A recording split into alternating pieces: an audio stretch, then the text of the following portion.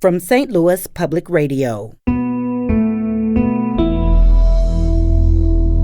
This is St. Louis on the Air.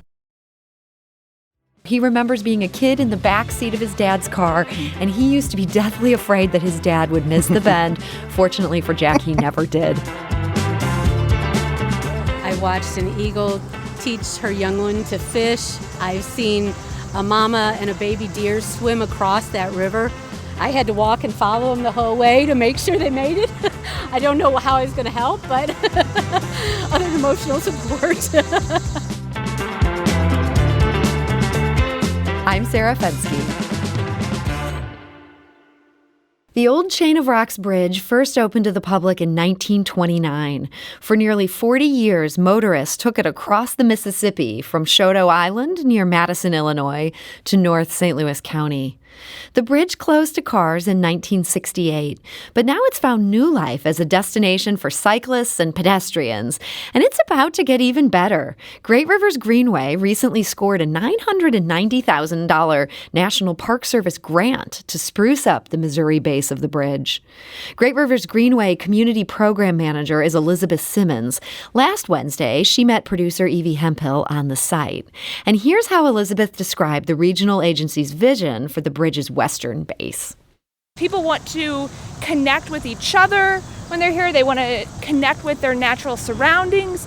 They want to connect with the community at large. So we heard that community members really want to focus on safety and security, conserving the natural resources that are here, and providing amenities for both daily use and special events. So, whether folks want to, come over to walk their dog, have a picnic, or just come to a large community festival, we want to make sure that this is a great place to do all those things. And Elizabeth Simmons said plans for the site include security measures, stormwater management, and habit restoration, along with other amenities, including a parking lot. She stresses that they drew on community ideas.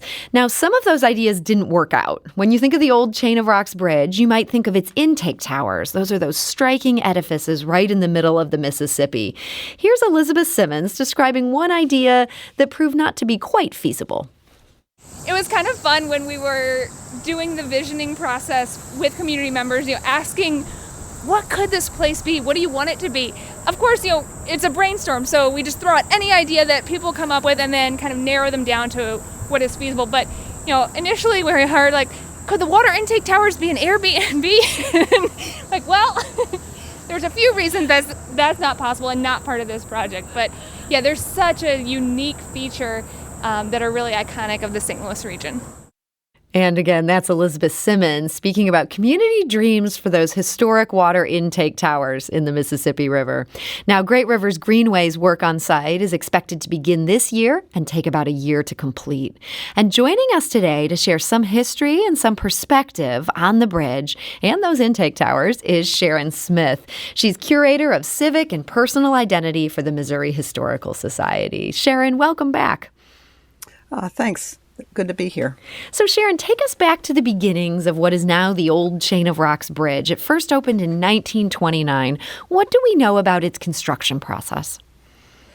Yeah, so it was, it was built as the sort of the northern way of getting across the river, and yet still finding a way to meander south into the city itself. It was also built as the third of the 5 bridges that was going to carry Route 66 in its day. And people were also looking for this opportunity to bypass the city as they were starting to find ways to get places quicker. This was one option because Dunn Road was being completed at that point, which would link to Lindbergh, and that would get us around the city. So Chain of Rocks was built as one of these cantilever-style bridges with the steel trusses, and it became one of it was over a mile long, and it became one of the longest bridges to be built in that fashion.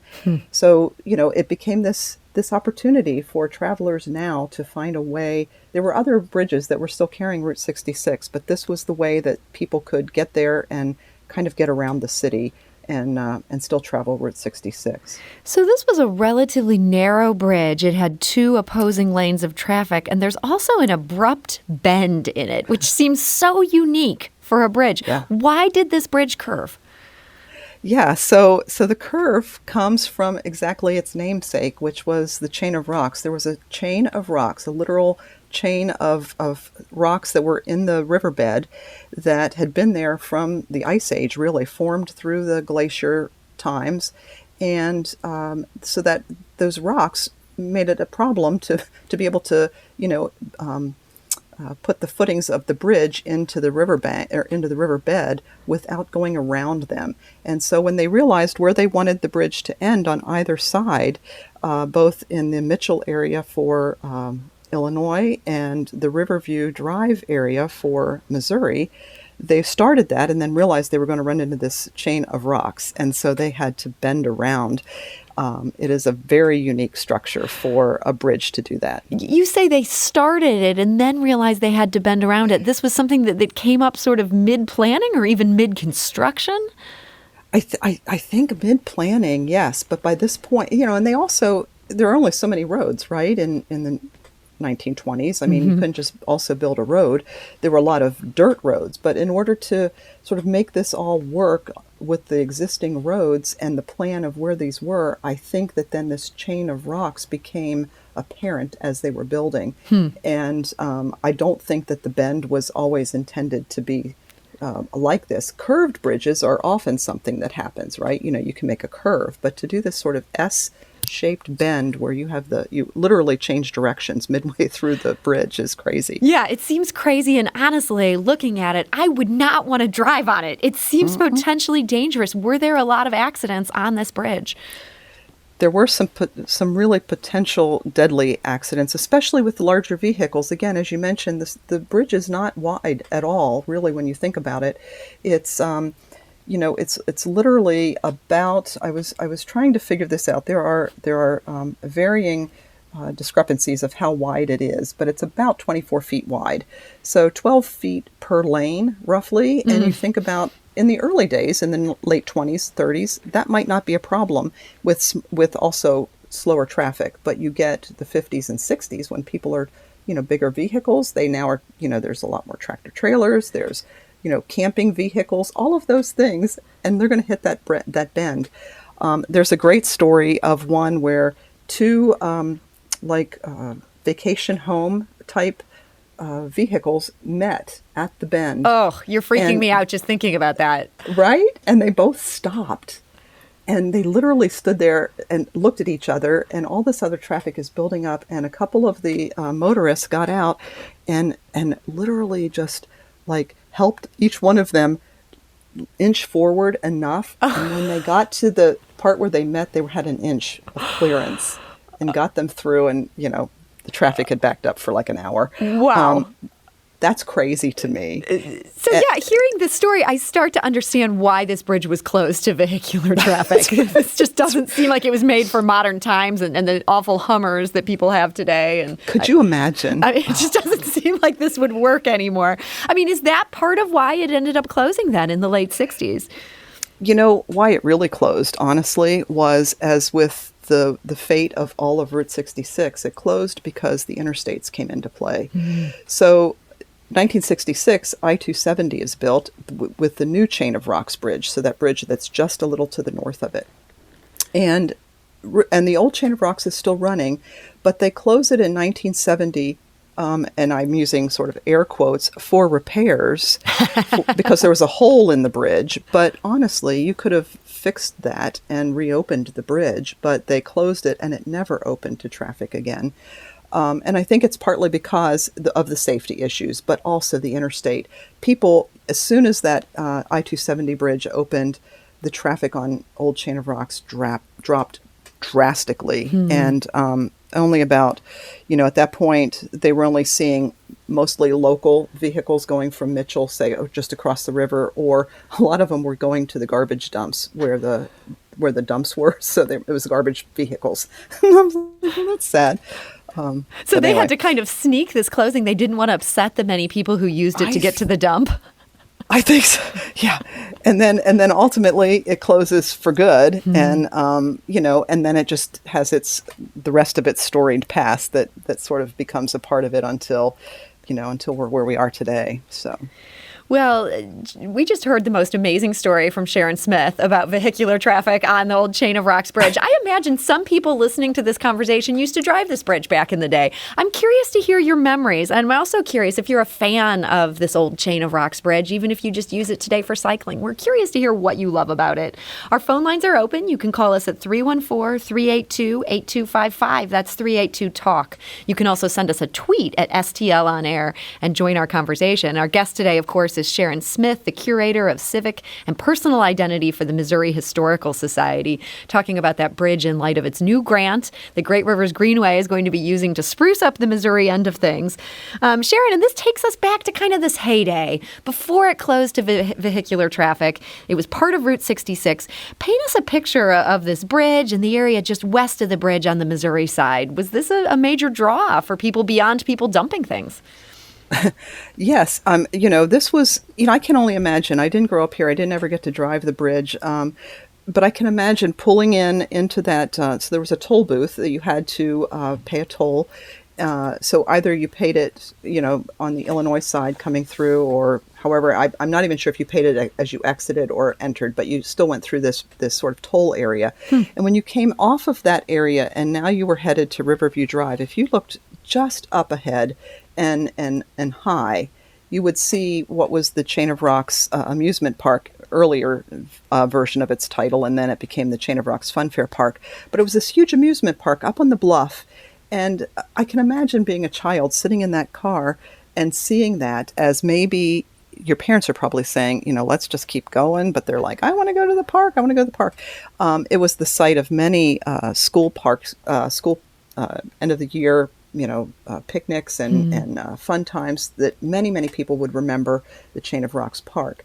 It was also, in its earliest days, before it was ever an amusement park, it was just a pastoral park where they built up they sort of beautified the bluff area, and it became this scenic, sort of very curvy, maybe mimicking the bridge, sort of this very curvy way up the bluff to this upper area where people could just have a moment to explore and look out over the river. But as it grew up, it then became a site for the amusement park. And that amusement park stayed until really Six Flags put it out of business, of course. Again, it's like the interstates. The bigger things get the better attention at that point. But before that, I can just picture that, and there are wonderful postcards and images of those two views, looking back down onto the bridge from the park and looking up from the bridge. They're beautiful. Sharon, you mentioned that you didn't grow up here, that you didn't get to drive across this bridge before it closed. What led you to want to look into this and become such an expert into it? Mostly because we were getting ready. The History Museum, Missouri Historical Society, was getting ready to do the exhibit some years ago on Route 66, and I had always seen the new Chain of Rocks Bridge and could look to the south and see the old bridge, but had never even walked on it. And so, for the opportunity to get to do the research for the exhibit, led me to walk onto this bridge now as a pedestrian and see what beauty there still is with that bridge, right? We're fortunate that it's still there. I read somewhere where historic bridges often are torn down when they have a new predecessor, or a new successor that comes next to them. They'll tear down the old one. And we're really fortunate here that this one stayed and has been this space that now Great Rivers Greenway is going to add to the beauty of it. To just walk on it or bike on it is fantastic. And so that's what I get to do rather than drive on it. I'm curious if you know why it didn't get torn down. It does seem like that's a lot more typical in a situation like this. And yet my understanding is it maybe sat there for like 20 or 30 years before they decided to open it to bike traffic. You're correct. It did. And, I don't have a real good answer because, again, we look at those and often those bridges are torn down or they fall down, right? Like they're in enough disrepair. And Route 66 fans all across the country are striving to keep a lot of these bridges alive. So whatever reason, it stood up and held up. And then, it became it became a movie star for a moment, and and so it. And I got to it had stop you there. Became a movie star. What movie? It did. It was a movie I have to admit I haven't seen, Escape from New York. That was 1980, so it was already closed for a decade. And the producer saw this. It was about a New York, sort of almost a look into the future, a futuristic look at New York in the 1990s, I believe. And this was used as a stand-in for a bridge in New York. But for whatever reason, it just looked scary enough at the time, right? That it made this moment in this movie that starred Kurt Russell, of all people. So it's crazy, but it had a moment. And then it also was seen, I think, briefly on the Route 66 TV show. But actually, we have a caller who has some knowledge, apparently, about Escape from New York. So since that's just come up, let's go to the phone lines. Nathan is calling from St. Louis. Nathan, hi, you're on St. Louis on the Air. Hi, yeah. I think you guys just made the point that I was calling to make. I'm sorry, we just preempted you. Have you seen Escape from New York? Because you're talking now to two people who have not. Oh, absolutely, yeah. It's a great film, and I had some friends come up from out of town, and they were not interested in seeing the arch. They were not interested in seeing the old courthouse. They were completely interested in seeing the bridge from Escape from New York. That's great. I love that. And Nathan, can you tell us, does it play a pivotal role in that film, or is it just kind of there, you glimpse it? Oh, no. That's the apocalyptic scene at the end, where Snake Plissken is trying to get out of New York, and that's where Ernest Borgnine dies in the film. I think you just gave some spoilers. But I asked for it. I really asked for it there, Nathan. I cannot blame you. Well, that's amazing. So this is a really key site for film lovers. Nathan, that's great. Thank you for providing that perspective that neither Sharon nor I were capable of sharing here. That's awesome. No problem. We also heard from Jack in St. Louis. He called to share how happy he is that this bridge is still there. He says, may it be there 100 years from now. He remembers being a kid in the back seat of his dad's car, and he used to be deathly afraid that his dad would miss the bend. Fortunately for Jack, he never did. So there's a great St. Louis story right there. Sharon, it does seem so great that it still exists, and then that it was reopened as a pedestrian and biking attraction. Do you know, was there a significant politics that had to go into getting this thing reopened? I don't know about the politics, but I do know that the other storied part of it was that there was a sort of a murder that took place on the bridge. Two sisters who were literally pushed off of the bridge, and that's a story in and of itself. But that was in '91, and it waited another 8 years before TrailNet at that point was open to making it this pedestrian and bicyclist sort of pathway.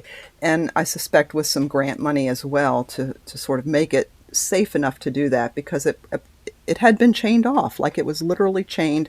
They didn't want people driving on it. I don't think they wanted people walking on it. Kids, of course, could be kids, and they would sneak onto there all the time. But I think because maybe it's just sitting by itself and not having any attention to it, that's always breeding grounds for dangerous things to happen.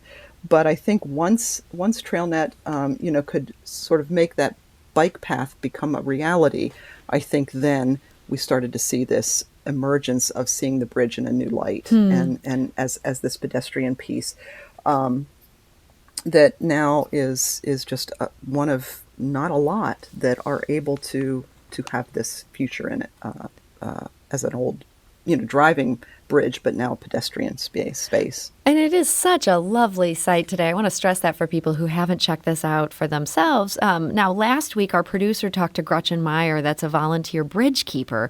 Gretchen was at the bridge last week tidying up the Missouri side entrance before a classic car event that took place there over the weekend. She said that her family has lived in the area near the old chain of rocks for 99 years now, and this bridge has always been special to her. I've walked this bridge since they reopened it as a trail and observed, and it changes every day. Just watching the river, sandbars come and go. I watched an eagle teach her young one to fish. I've seen a mama and a baby deer swim across that river. I had to walk and follow them the whole way to make sure they made it. I don't know how I was going to help, but other than emotional support. It's a really special thing to me just to be able to watch it, and I think it's one of the coolest things. I mean, there isn't barge traffic, there isn't industry, you can just look at the river. And that is Gretchen Meyer, who recently started volunteering as a bridge keeper. Sharon, we've been talking a lot today about the history of this bridge, but there's also a real nature component to this, too, as we can tell from Gretchen's remarks about what she's seen on site. Yeah, I think I would have to echo just, if people have not walked it, even if they've driven across it as children or whatever, to walk the bridge, and I literally walked. Again, we went from the Illinois side because that was the way we were told to do it at that particular point. I'm so glad for this grant, and that the Missouri side will get sort of this beautification effort. But we walked the whole length. Well, then, of course, you have to come back. So literally, right. I've walked it twice, 2 times back and forth. But you really get a sense of that river. You get to look at those intake towers, and you get to just watch the bridge or the water go under the bridge, and you just feel like you're a part of it. Like nothing's really grown up. And as she said, there's no industrialization. There's no barges coming right there. They go further down. And you just have this really wonderful, like I would love to just sit there for hours and just take it in, because it's so natural. And the bridge, it needs a little work. You can see there are places sometimes where I think people have tried to pull away the growth that's kind of growing on it, but it's a fantastic space just to clear your head and be with the river in a way that I think people right now, we really need that, right? I mean, I feel like we really need that so much these days. I wished I'd gone out there last week. Yeah, with everything going on in the news, that would have been a great place to be last week. Well, people can visit this next week, and they can visit it the week after. And this project is going to be going on for about a year. It's expected to start later this year, and that's going to make things so much easier from the Missouri side, that this will be something that you can go from either side. There'll be well-lit parking there, we're told. It just sounds like this is going to be a great project for a bridge that, with frankly, some really fascinating history. So, Sharon Smith, I want to thank you for joining us today and just sharing some of that history. Thank you, Sarah. It's been a pleasure.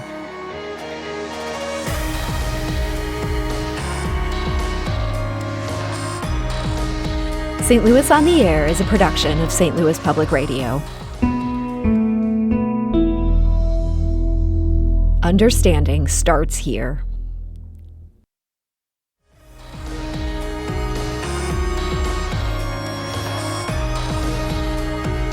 Do you find yourself regularly listening to episodes of St. Louis on the Air?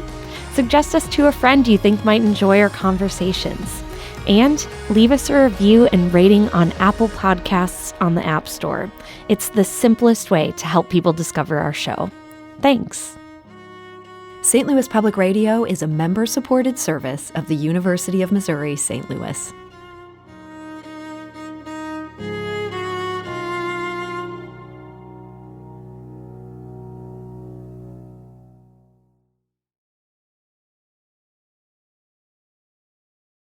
Support comes from the Missouri Forest Products Association, committed to conservation and careful management of the state's forests to make them more resilient and better habitats for wildlife.